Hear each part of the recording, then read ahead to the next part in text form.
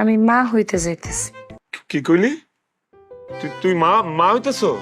তার মানে আমি বাপ হইতেছি? তুই সকাল সকাল মস্করা করিস না, কইলাম সত্যি কথা ক।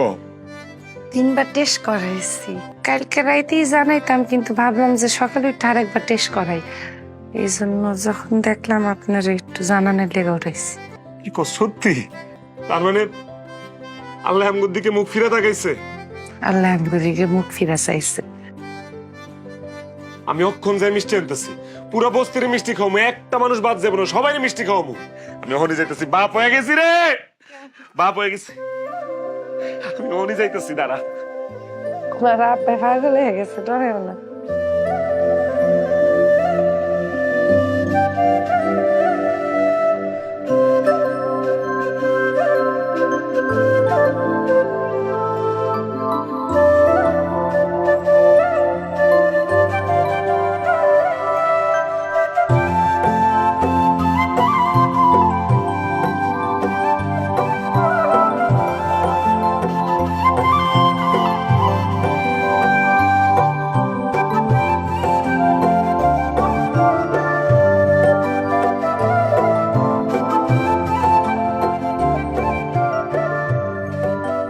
আমার মন রে বুঝাই মন।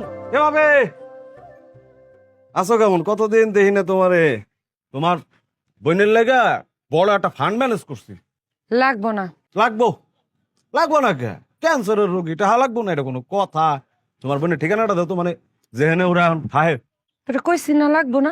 আমার লাগবে, আমার লাগবো, কারণ আনিস দিনের পর দিন এই মায়ের ব্যবসা করতেছে। আমরা 200-400 টাকা চাইলে তারা তো জলে কে দিতে চায় না কে?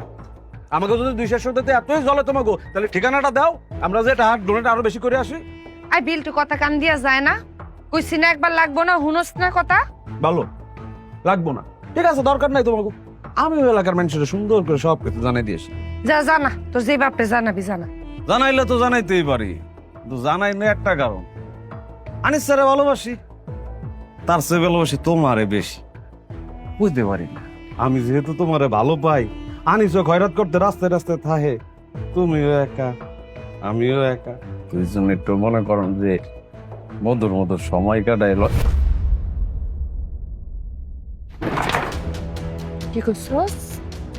হ্যাঁ, আজকা কইছস হারামজাদা।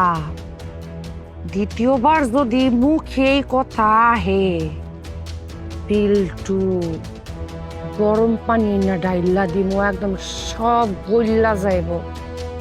আমার দিকে বা আমার পরিবারের দিকে যদি খালি তাকাস,